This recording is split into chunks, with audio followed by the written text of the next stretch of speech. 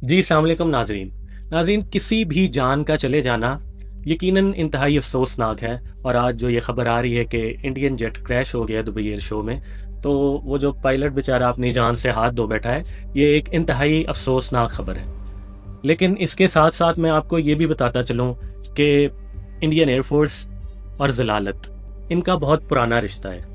आपने ये बात सुनी होगी जब अभिनंदन यहाँ पर आया था कि जब नसीब में जूते खाना हो, तो बंदा चाहे हवाई जहाज़ पे क्यों ना सफ़र कर रहा हो, वो वहाँ गिरता है और वहाँ से जूते खाता है, वापस चला जाता है और उसको वो जूते खाने पर मेडल दिए जाते हैं। तो ये जो काम है, ये सिर्फ़ एक ही मुल्क में होता है और वो इंडिया है। नाज़रीन, ये जो तेजस तैयारा है, ये बेसिकली इंडिया की अपनी मैन्युफैक्चरिंग है और ये तकरीबन 20-25 साल से इसको बनाने में लगे हुए थे।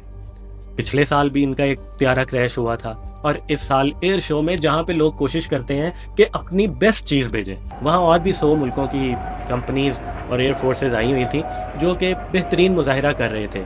मतलब हवा में करतब कर रहे थे, हर कोई अपनी इस्तात के मुताबिक अपना बेस्ट दे के ना वो मतलब लाइमलाइट लेने की कोशिश कर रहा था। वहाँ पे पहले 2 दिन पहले ये खबर आई कि इनके त्यारे का ऑयल लीक हो गया जी। इंजन से ऑयल लीक हो गया। मतलब जैसे हमारे इधर वो CD70s मोटरसाइकिल थकी हुई जो होती हैं, उनके सुना था कि इंजन लीक मतलब इंजन में से ऑयल लीक होता है। ये तो हमने कभी सुना ही नहीं था कि वो त्यारा खड़ा है वो अपनी तैयारी में और उसका इंजन लीक हो गया, वो बेचारा उड़ान नहीं भर सका। और आगे चलते हुए आज इंतहाई अफसोसनाक ये खबर आई, पहले उसका ऑयल लीक हुआ है और अब वो जान से बेचारा हाथ धो बैठा है। और नाज़रीन, इन्होंने अपनी गलती तो माननी नहीं है क्योंकि ये मैं ना मानूं वाली पॉलिसी पे अमल करते हैं। तो अब तो सारी दुनिया ने ही देखा है कि क्या हुआ है उधर। यकीनन इनकी कोई ना कोई मिस हैंडलिंग होगी, कोई ना कोई इन्होंने कोई ज़्यादा तेज़ी दिखाई अपना ये त्यारा बेचने के चक्कर में, उस बेचारे पायलट को इन्होंने जान से उसके हाथ धोए। बाकी ये है कि मोदी साहब अब भी कोई अकल कर लें तो कौन कह सकता है, लेकिन मुश्किल है।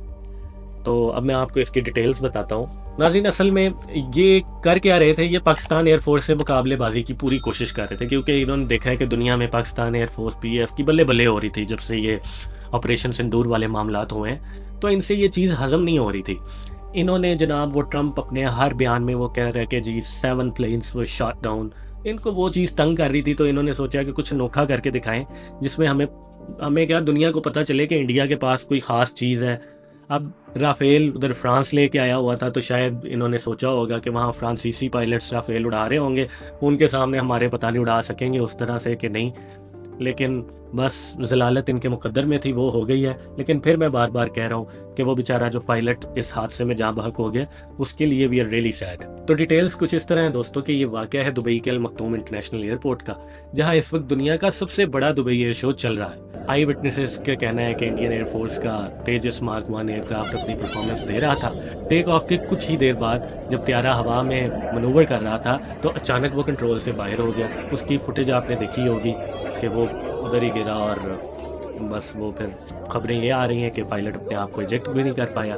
अब इस एयर शो की बात करें तो यहाँ पाकिस्तान के भी पायलट्स और एयरक्राफ्ट्स मौजूद हैं। JF थंडर 17 हमने देखा कि उसके साथ कैसे वो इंडियन ऑफिसर्स पिक्चर्स वगैरह ले रहे थे, तो वो एक खुशाइन बात थी। उसके इर्द गिर्द दरबी भी घूम फिर रहे थे, लेकिन इंडिया का ये जो तेजस था इसको कोई ज़्यादा भाव नहीं दे रहा था क्योंकि रिसेंटली जैसे कि मैंने आपको बताया कि उसका 2 दिन पहले कोई ऑयल लीकेज की वजह से मसला बना हुआ था, उसकी वजह से उसकी ज़लालत हो रही थी। तो आज बेचारा बिल्कुल वैसे ही गिर गया। तो बात करते हैं अब उस इवेंट की जहाँ ये सब हुआ। तो Dubai air show aviation industry का एक मेजर इवेंट है जो हर 2 साल बाद होता है। तो इस साल यानी 2025 में ये शो 17 नवंबर से शुरू हुआ था और आज इसका लास्ट डे था। इस शो में दुनिया की 100 से ज़्यादा एयर फोर्सेज और डिफेंस कंपनीज आई हुई थी। यहाँ बड़े बड़े प्लेयर्स मौजूद थे, जैसे अमेरिका जो अपने F-35 और F-16 वाइपर के साथ पावर शो कर रहा था। फ्रांस अपने उसी राफेल जो कि उन्होंने इंडिया को नहीं दिया था उसी के साथ अपने जलवे दिखा रहा था। चाइना अपने J-10C और J-20 के मॉडल्स के साथ था। UAE चूँकि होस्ट कंट्री था तो वो होस्ट होने के नाते अपनी अल-फुरसान टीम के साथ था। और पाकिस्तान माशाल्लाह से सबसे अहम बात यह है कि पाकिस्तान अपने JF-17 थंडर ब्लॉक 3 से इस शो का हिस्सा था और वहाँ उन्होंने अपने शानदार जोड़ दिखाए। पायलट्स ने कमाल किया माशाल्लाह। तो इंडिया इस साल कोशिश कर रहा था कि वो अपने LCA तेजस को इंटरनेशनल मार्केट में प्रमोट करे ताकि दूसरे ममालिक उसे खरीद सकें, लेकिन इस क्रैश ने उनकी मार्केटिंग कैंपेन को हिला कर रख दिया। अब ये कहाँ ही पॉसिबल होगा, कोई भी इसकी तरफ मुंह भी नहीं करेगा बल्कि जूते पड़ेंगे इनको। तो दोस्तों, एविएशन एक्सपर्ट्स का कहना है कि इंटरनेशनल एयर शो के दौरान क्रैश होना किसी भी मुल्क की डिफेंस इंडस्ट्री के लिए बहुत बुरा होता है। वैसे तो सब कुछ अल्लाह के हाथ में है। अब हो गया क्रैश, लेकिन कुछ ना कुछ फेलियर तो हुआ होगा, पायलट भी इजेक्ट नहीं कर सका। इंडिया कुछ अरसे से कोशिश कर रहा था कि वो तेजस को मलेशिया, अर्जेंटीना और फिलीपींस जैसे ममालिक को बेचे, लेकिन रिकॉर्ड देखा जाए तो तेजस का ये मतलब दूसरा बड़ा क्रैश है, तो कौन इसकी तरफ मुंह करेगा। दूसरी तरफ पाकिस्तान का JF-17 थंडर अपनी रिलायबिलिटी और कॉम्बैट प्रूवन होने की वजह से दुनिया में अपनी जगह बना चुका है और कई ममालिक इसे इस्तेमाल भी कर रहे हैं। आज के हादसे के बाद इंडियन एयरक्राफ्ट की क्वालिटी और सेफ्टी पर इंटरनेशनल बायर्स सवालात जरूर करेंगे। बहरहाल किसी भी पायलट की जान जाना, चाहे वो किसी भी मुल्क का हो, एक इंसानी ट्रेजेडी होती है। इंडियन अथॉरिटीज़ ने इंक्वायरी का हुक्म तो दिया है, हमारी नज़र इस खबर पर बनी हुई है, लेकिन जैसे ही कोई नई अपडेट आएगी हम आप तक ज़रूर पहुंचाएंगे। लेकिन बात फिर वही है कि ये मैं ना मानो वाली कौम है, इन्होंने इनका तो बस चले तो ये भी पाकिस्तान पे डाल दें। कोई पता नहीं, अब देखेंगे क्या रिपोर्ट्स शाया करते हैं कि जी ये क्यों हुआ। गलती नहीं है, मानेंगे, मुश्किल है। तो बाकी जैसे ही कोई अपडेट आती है हम आपको अगली वीडियो में बताते हैं। थैंक यू जी, अल्लाह हाफिज़।